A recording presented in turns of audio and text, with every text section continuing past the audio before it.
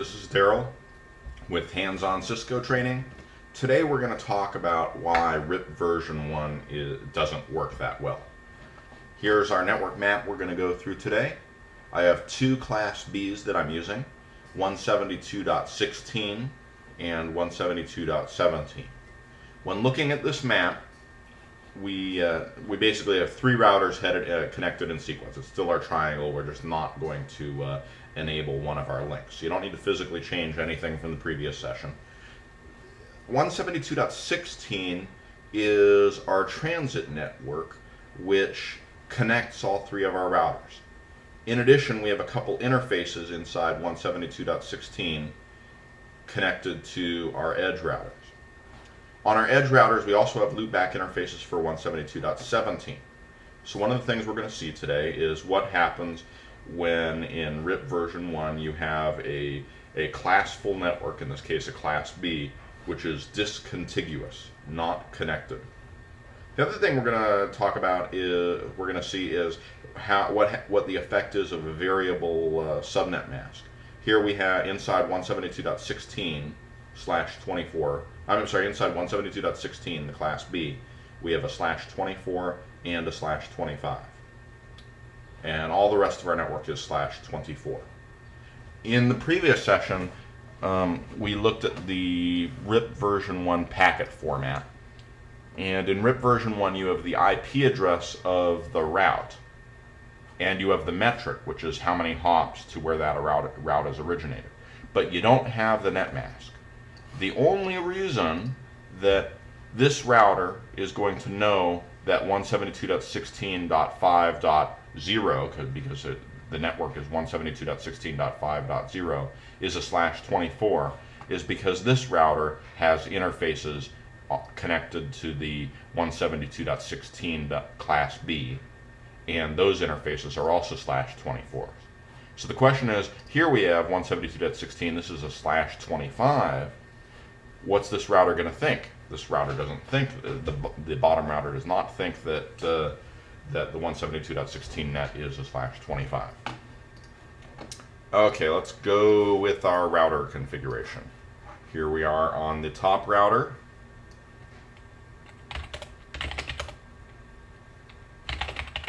In loopback 0, IP address 172.16.1.1, 285.285.285.0, because it's a /24. No shut.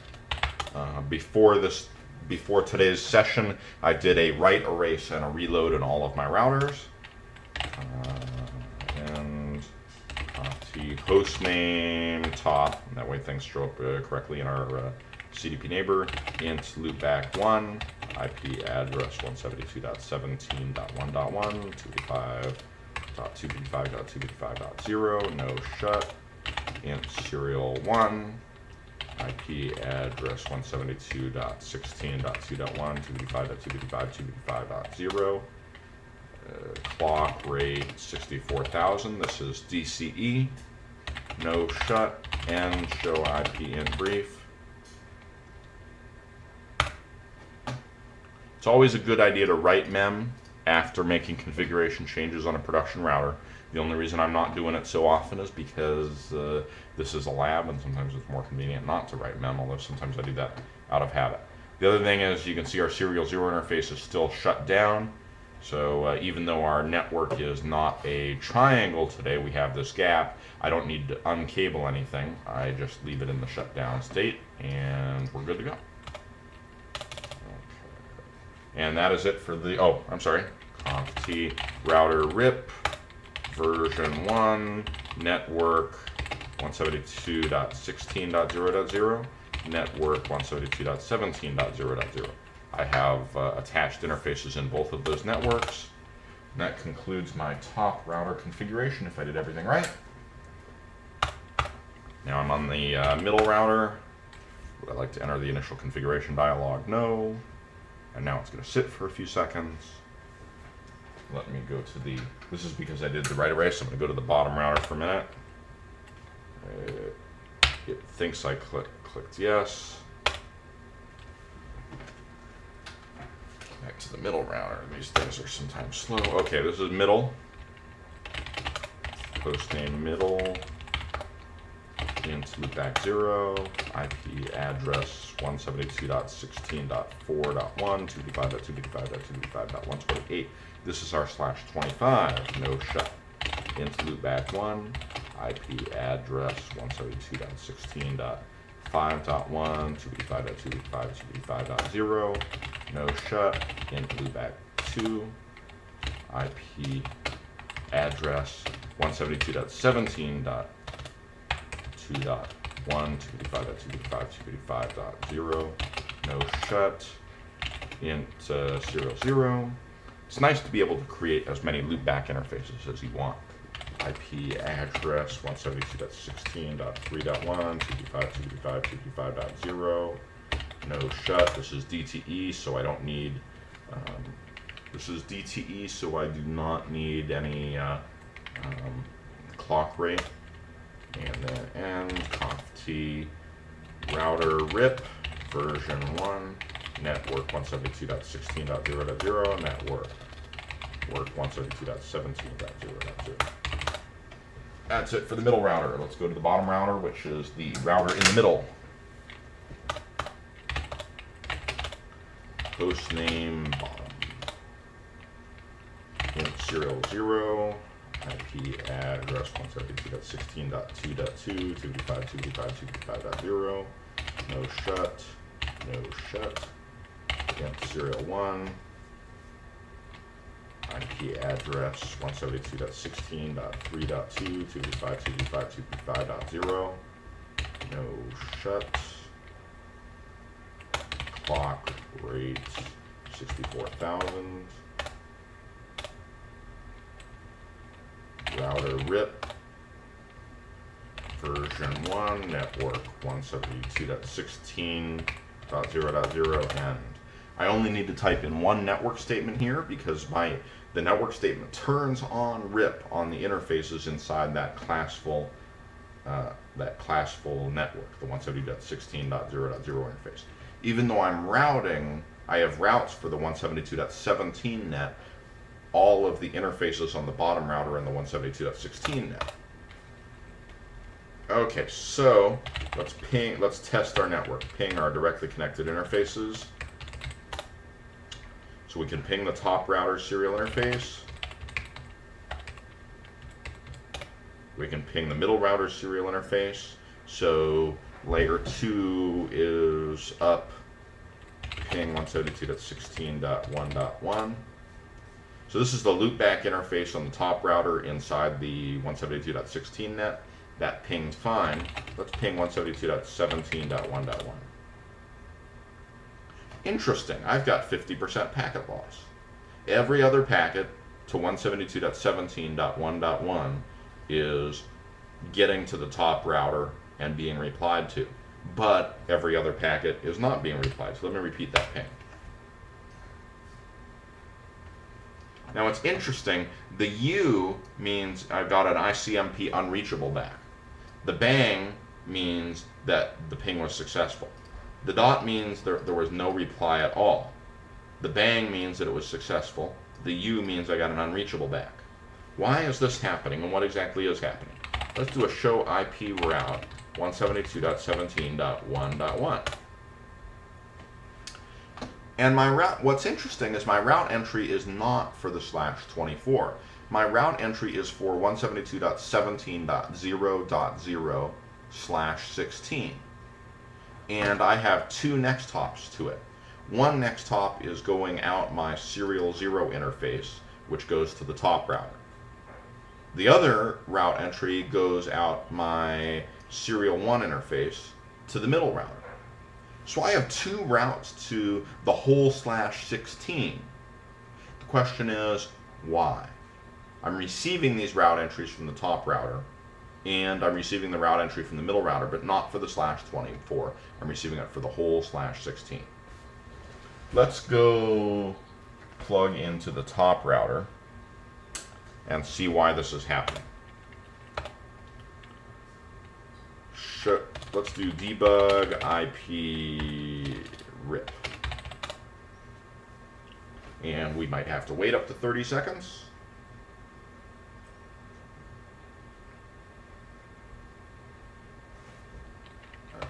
no debug all. Okay, so we sent a version 1 update to the broadcast IP address via serial 1. So this is the route advertisement that's going out our serial interface to the bottom router. And it has 2 entries. We sent an entry for 172.16.1.0, which is the 172.16/1.0/24 on the loopback 0 interface. But on 172.17.0.0, we're not sending the subnet, we're sending the whole class B. So even though our subnet is a /24, we're sending the /16. And the reason is called auto summarization. The top router knows that since out the serial 1 interface I have a /24 subnet, the top router knows that the bottom router is also going to recognize that the 172.16 net is subnetted with the /24. So the top router can send 172.16.1.0 and know that the bottom router is going to correctly interpret it as a /24. Again, the netmask is not in the RIP version 1 packet format, so we can't say that the subnet is a /24. All we can do is send the IP address itself. So the top router knows that the 172.16.1.0 advertisement will be correctly interpreted as a /24, so it sends it. But the top router does not know how the bottom router is going to interpret 172.17.1.0/24. There's no 172.17 net on this interface. So the top router has no idea whether the bottom router knows what the subnetting is. In fact, the bottom router does not know what the subnetting is because the bottom router does not have any routes does not have any IP addresses inside 172.17. So what does the top router do? The top router in this circumstance has 2 choices. It can either send a route or not send a route. Well, the routing protocol designers decided it was better to send a route, but they sent the whole classful subnet, 172.17.0.0/16. This is called auto summarization. So it sends 172.17.0.0, and the bottom router will interpret that as a /16 because that is the native classful netmask for 172.17. That is why the top router is sending 172.17.0.0 and the bottom router is interpreting as a /16. The middle router is doing the exact same thing. It's got a 172.17, it's got a subnet inside 172.17. Out its serial 0 interface, it has no idea how the bottom router would interpret that. The bottom router does not know the subnetting that we're using in our network. So as a result, the middle router is also sending 172.17.0.0, which the bottom router is interpreting as a /16 because that is the native netmask of the class B. And we know it's a class B because the first bit is a 1 and the second bit is a 0. So as a result, the bottom router has 2 routes for 172.17.0.0. One goes to the top router, one goes to the middle router. So when the bottom router is sending a ping to, or any packet, to any IP address inside 172.17, it will alternate those packets. First to the top router, then to the middle router, then to the top router, then to the middle router. That is why we were seeing the 50% packet loss. Now the other interesting thing about the ping is every now and sometimes we were receiving an unreachable and sometimes we didn't. But when we pinged 172.17.1.1, if we sent our packet to the top router, then the top router would respond because the ping was successful. If we sent our ping to the middle router, the first time we did it, the middle router would say, hey, I don't have a route for 172.17.0.0, so I don't have a route for that, so I'm going to send back an ICMP unreachable message. I can't reach the network. Then, a fraction of a second later, we pinged the top router again. It responded immediately, so then we generated another ping which went to the middle router. The middle router received that ping. You know, the middle router, just a fraction of a second earlier, had responded with an ICMP unreachable message. And the middle router doesn't want to melt down. It doesn't want to run its CPU at 100%, generating tons and tons of ICMP unreachable messages. Cisco routers will limit the rate at which they send ICMP unreachable messages. So as a result, the first ping request that got to the middle router resulted in an ICMP unreachable, and then the next ping request, which got there just a fraction of a second later, just was silently dropped. Okay, that explains why we're suffering 50% packet loss when the bottom router is pinging this IP address. Half the packets are getting to the top, and half of them the top router, and half of them are not. And now we know why our ICMP unreachable messages are intermittent. The middle router will only send them when it hasn't sent one recently. Recently being like half a second or so. So that's the first problem. That's auto summarization. In effect, in RIP version 1, both the top router and the middle router are advertising 172.17.0.0/16. When they send that route advertisement, that is a promise to be able to deliver packets to any IP address in that range. A route advertisement is a promise to deliver the packet. But in this case, it's a promise that the routers can't deliver because that classful block is discontiguous. The middle router can deliver to this /24, but cannot deliver to this /24. So in effect, these routers are making promises they can't deliver. The answer in RIP version 1 is not to allow your classful blocks to be discontiguous. You want to set up your network so that if a router advertises for the whole /16, it can deliver for the whole /16. Now let's assume that we had another link here. Then if this link were numbered in the 172.17 range, then it would appear that the 172.17 net is contiguous, and as a result that the router could meet its promise. If it received a packet destined for up here, it would send it across this link. And that's true. One of the things to watch out for is when you're making is redundancy. If this link were to fail, then you'd have a impacting network outage because this router would still be advertising the 172.17 net and could not deliver to the rest of the 172.17 net. So automatic summarization and summarization in general. By summarization, I mean, hey, I've got a couple specific routes inside the 172.17 net, but I'm going to advertise for the whole 172.17 net. That's summarization.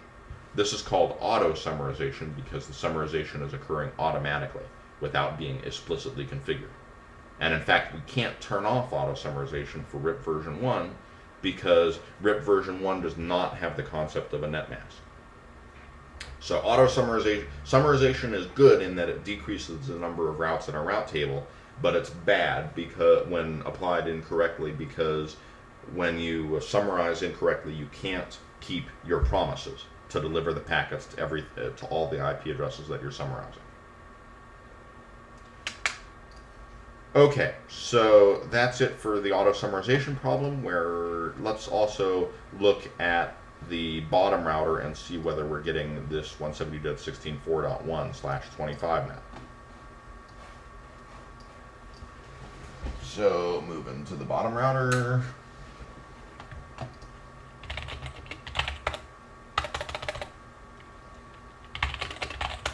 So I show IP route, and 172.16.4.0/25 is what I'm looking for, and I'm not seeing it. I just see some /24s. Let's enable debug IP RIP. Maybe we received the route and didn't accept it.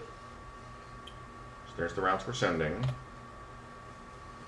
Let's wait till we receive an advertisement on serial 1, and there it is. Oops. I typed the wrong command. I typed end. I meant to type no debug all.